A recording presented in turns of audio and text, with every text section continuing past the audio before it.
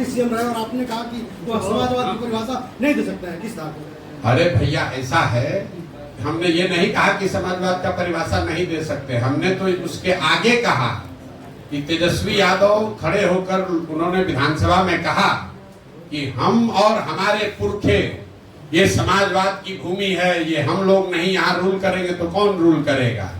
तो हमने ये कहा कि भैया ये कोई राजतंत्र तो है नहीं, और समाजवाद क्या दावा आप कर रहे हैं, समाजवाद के पुरोधा आपके पिताजी नहीं हैं, समाजवाद को बनाने वाले समझने वाले दूसरे लोग हैं।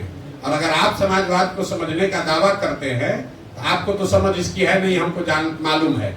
लेकिन 10 दिन 15 दिन 1 महीना अपने टीचर वोचर से एडवाइजर से के साथ बैठकर पहले समाजवाद को पढ़ लीजिए, तैयारी कर लीजिए, और तैयारी करने के बाद अगर दम है तो बिना कागज देखे हुए कैमरे पर बैठ के समाजवाद को परिभाषित कर लो, मैं मान लूंगा कि समाजवाद पर तुम्हारा अधिकार है। ये जो लोग समाजवाद का परिभाषा नहीं जानते हैं वो अपने आप को समाजवाद का पुरोधा बताते हैं। भैया लालू जी समाजवादी कहिया से हो गए? समाजवाद मधुलिमेक से जाना जाता है, समाजवाद लोहिया जी से जाना जाता है, समाजवाद जॉर्ज फर्नांडिस से जाना जाएगा। ये किस दिन से पुरोधा हो गए समाजवाद के? राजद ने आपको यह भी कहा है कि आप जाति छुपा कर राजनीति करते हैं। कौन? समाजवाद राजद ने यह भी कहा है कि जाति छुपा। भैया हमारा नाम है प्रशांत किशोर, सर्टिफिकेट में तो यही नाम लिखा हुआ है। अब उनके कहने से नाम तो बदलेंगे नहीं। और हमारे पिताजी का नाम है डॉक्टर श्रीकांत पांडे, वो भी नहीं बदलेगा।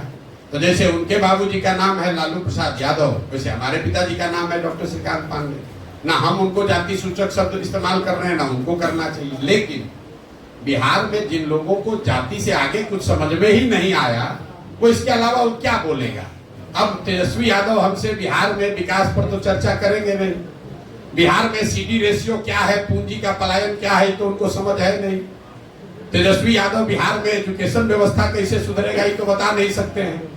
ये जरूर बता सकते हैं कि भैया जाति का इस्तेमाल कैसे किया जाता है, अपहरण रंगदारी कैसे होता है। तेजस्वी यादव खड़ा होके जब डिप्टी सीएम ने तो कहा उस आदमी ने कि बिहार में जीडीपी तो देश में सबसे ज्यादा जीडीपी बिहार का है।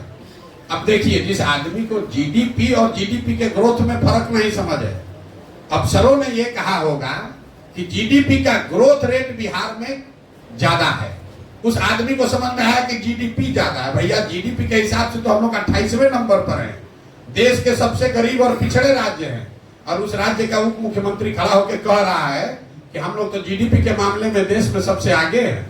तो उस आदमी से आप क्या बात कीजिएगा? सर एक क्वेश्चन है सर, कितनी सीट आ सकते हैं आपके पार्टी अगर? मेरे भाई ऐसा है, बिहार में जनसुराज 243 सीट पर चुनाव लड़ेगा, 242 नहीं 243। और उस दल के रणनीतिकार चुनाव प्रबंधक प्रशांत किशोर हैं, और अभी तक प्रशांत किशोर ने 10 वर्ष में जिस किसी को भी चुनाव लड़ाया है वो चुनाव हारा नहीं है। तो जनसुराज भी चुनाव हारेगा नहीं, ये बात आप लिख के रख लीजिए।